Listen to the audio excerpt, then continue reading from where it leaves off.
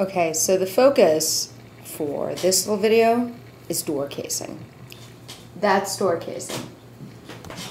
Door casing goes around all your doors, and it does a couple things. Your door jamb isn't actually built into your wall. It's this separate piece that they sort of shove in there, and then they balance it out with shims so that your door hangs square. If your door doesn't hang square, it sags, or it doesn't open right, or it doesn't close, and it sticks.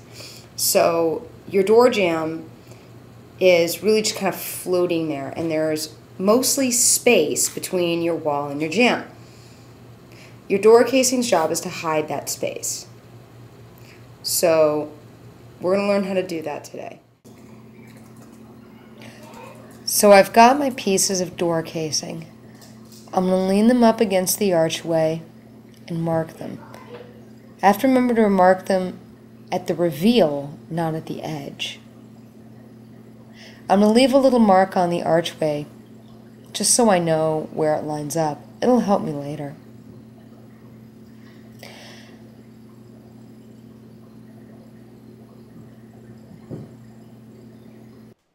All I have to do is mark the lowest point of the cut. After that, the miter saw does the rest of the work. I don't have to worry about exactly where 45 degrees is, so I'll do it for me.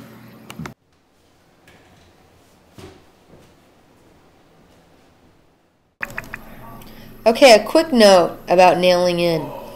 You want to make sure you put nails where there's wood underneath. A lot of the time, there's a big empty space between where the drywall ends and where the actual door jamb begins.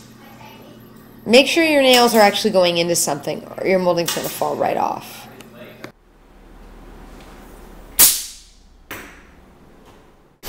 Now I've already done the casing on the other side.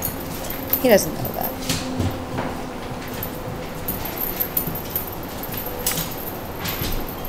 What? Take a couple steps back. There, now you can see. Oh, it's beautiful.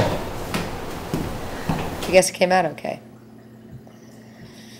Okay, so I've got my sides cut. I'm going to go ahead and stick in a couple brads. Not very many in case I have to rip it all out. But just to make sure everything lines up the way it's supposed to. The thing about casing is it's thin and flexible. The point is that you can bend it to hide things. The downside of that is once you nail it in place and it's got the curve out of it, it may wind up being longer than you thought it was going to be. The first time you nail it in, there's always a chance you're going to have to rip it out and cut another 1/8 of an inch off.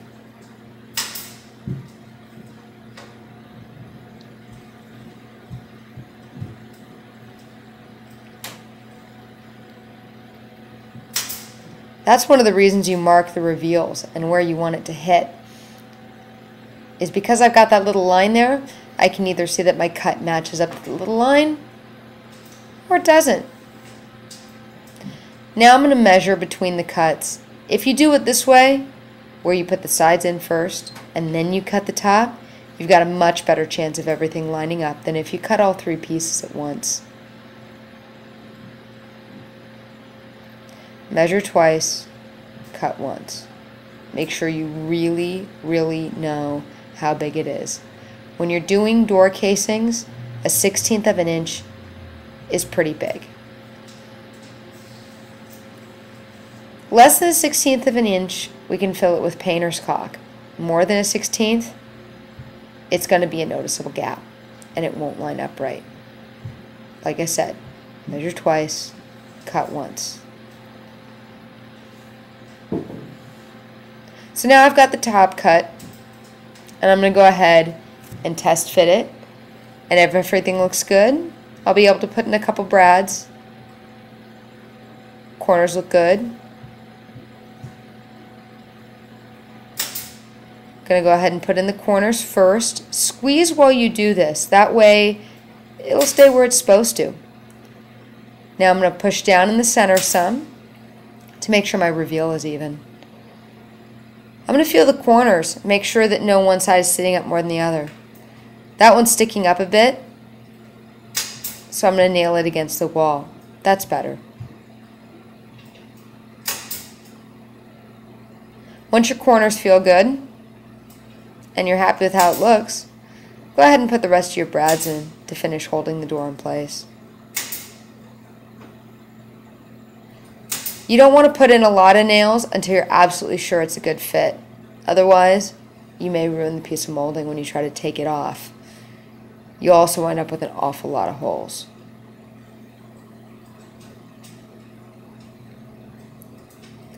Make sure to push and nudge your reveals. Remember, door casing is flexible. Part of the point is to be able to hide less than even wall surfaces. So push and nudge, making sure that your reveals are even all the way around.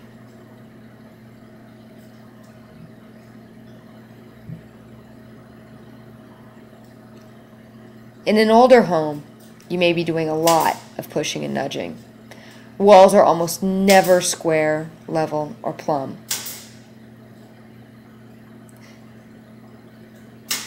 If you've got an older home where nothing is square, level, or plumb, a big part of the job of the molding is to hide that. Double check, make sure that everything looks okay. Looks like we're done.